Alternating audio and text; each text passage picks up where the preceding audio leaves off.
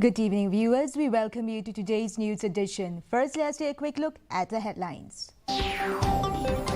Union Minister of State for Women and Child Development on a 3-day visit to Meghalaya. NPP MP Dr. W.R. Kharlukhi hints at end of railway plans in Khasi Jantia Hills.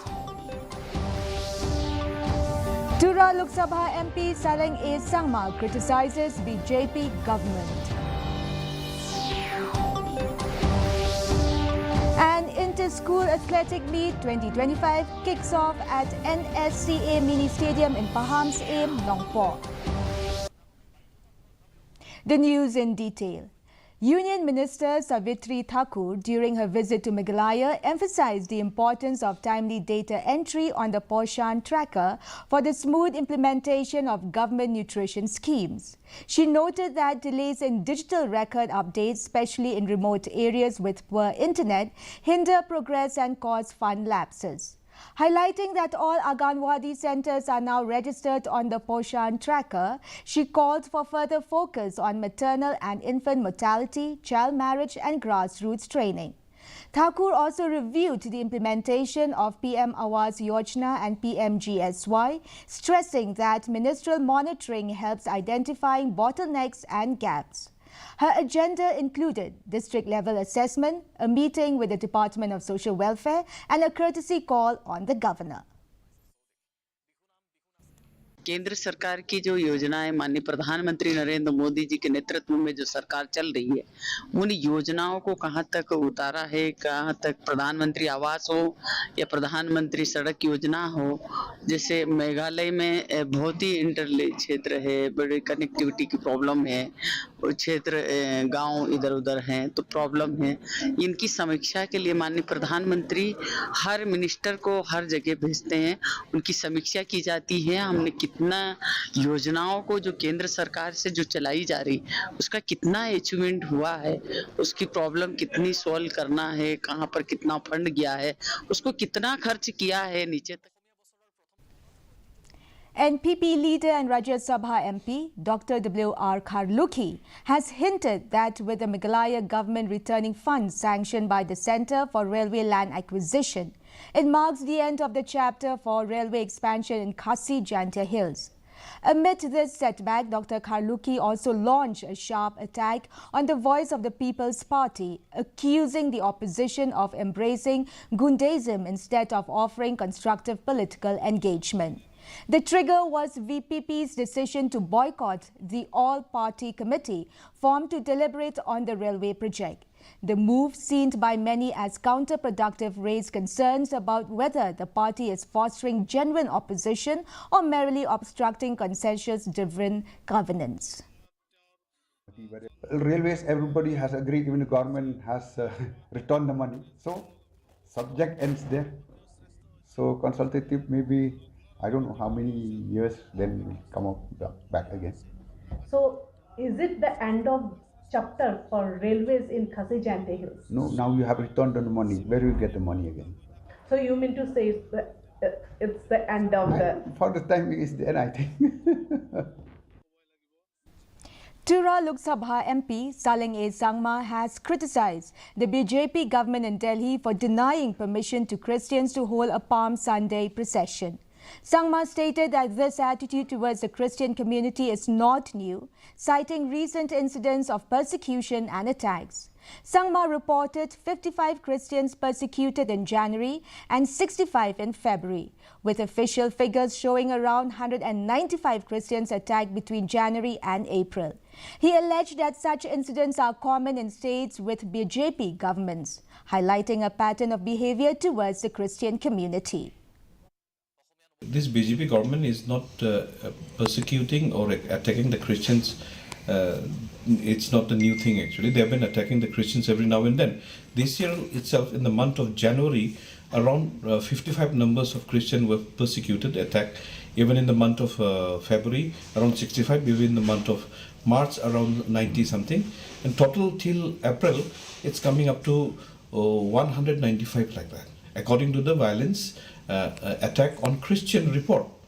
So likewise in 2024 also around 800 plus was persecuted attack in India itself. In 2023 around 700 plus was attacked. In 2022 around 500. So likewise every year this BJP rule state is attacking the Christian. This is not a new thing. With an aim at streamlining the border dispute resolution process, the Hima Nongmin South's aimship has convened a meeting with the village leaders of 22 Garo villages falling under its jurisdiction. The meeting was held at Bangjang village, organized by the Hima's Secretary-in-Charge, Jonas So Shang. Focus on various issues related to the ongoing border dispute. A key point of discussion during the meeting was the problem of individuals holding dual electoral photo identity cards epics and possessing ration cards from both Meghalaya and Assam. Following the meeting, So Shang stated that the Hima has consistently directed villagers to relinquish their dual epics and Assam-issued ration cards, retaining only those issued by Meghalaya. The agreement reached by the village leaders to delete these dual documents signifies a positive step towards cooperation and a unified stance.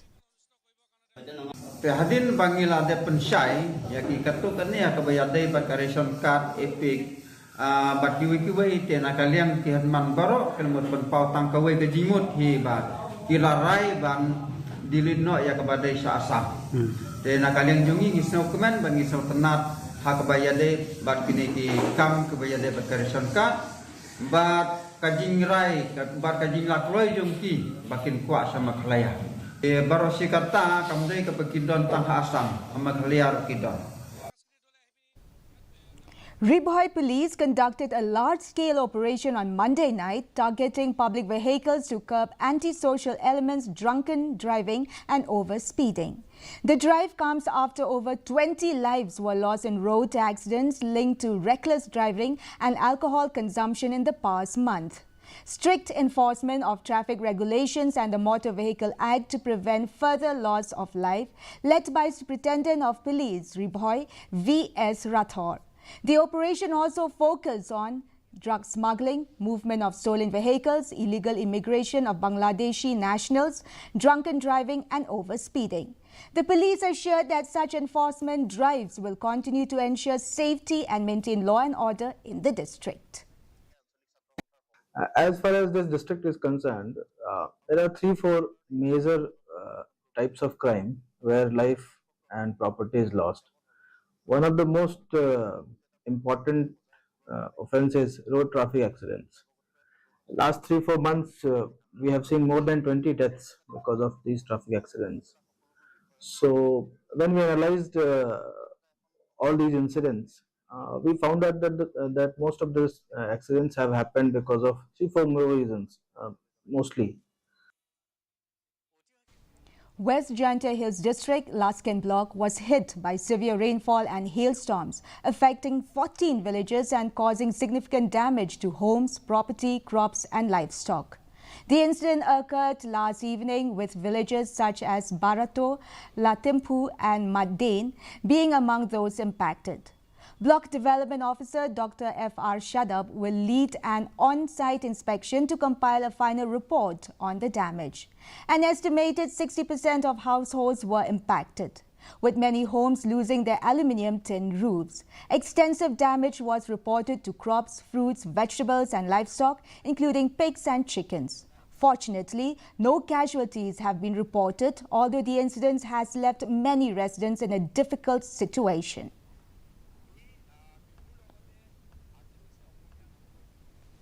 Santa Mary Shilla, chairperson of the Committee on Empowerment of Women Meghalaya Legislative Assembly, visited Langtor village today to express condolences to the family of late Darisha Lingdor and her 2-month-old infant, who tragically lost their lives in March.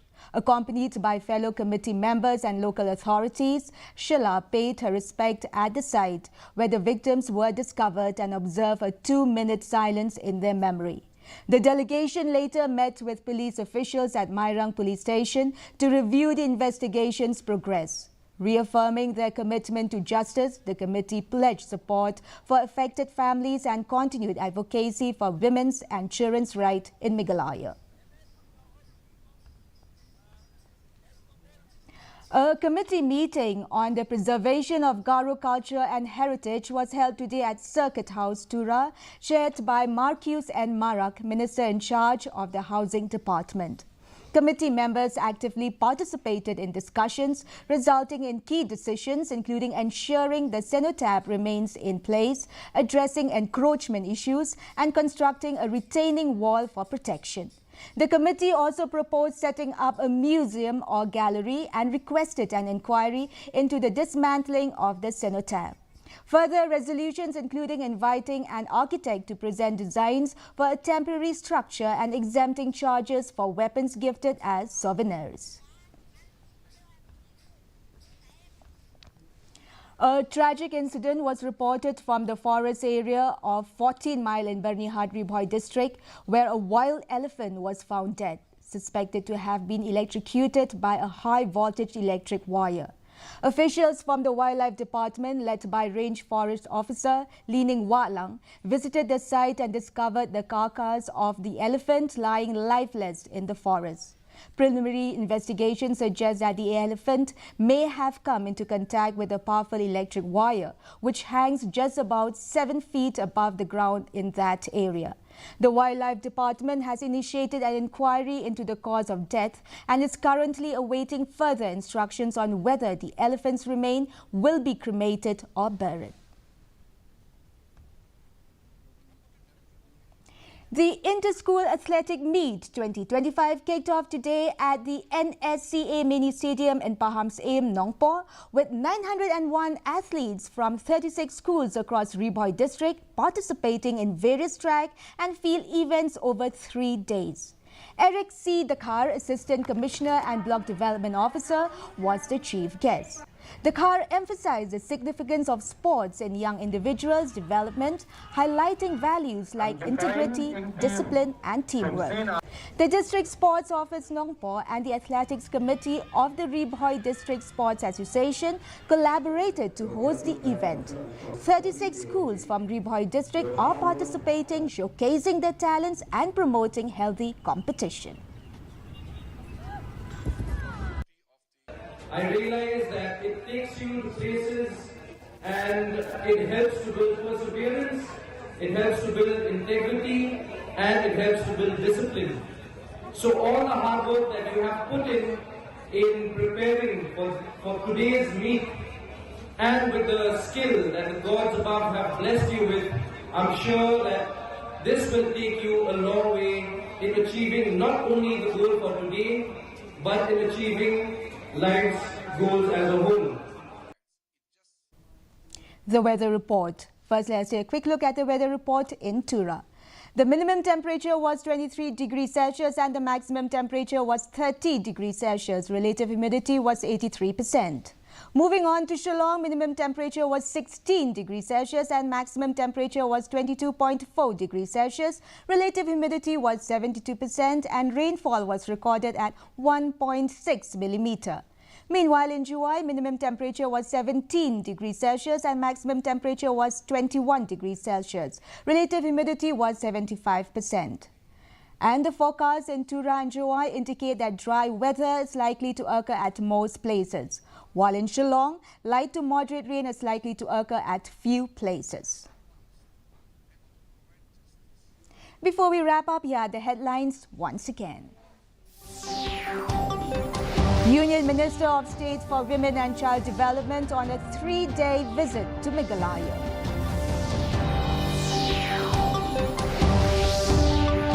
NPP MP Dr. W.R. Kharluki hints at end of railway plans in Khasi Jantia Hills.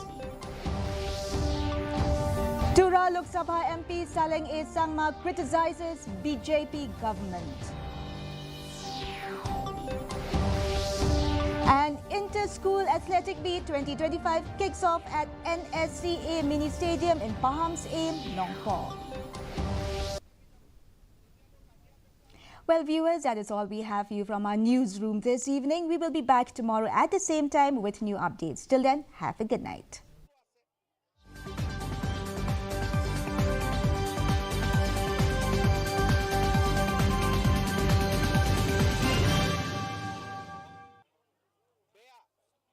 তাৰ পাৰ্থক্যটো বুজি পাব লাগে কোনোবাই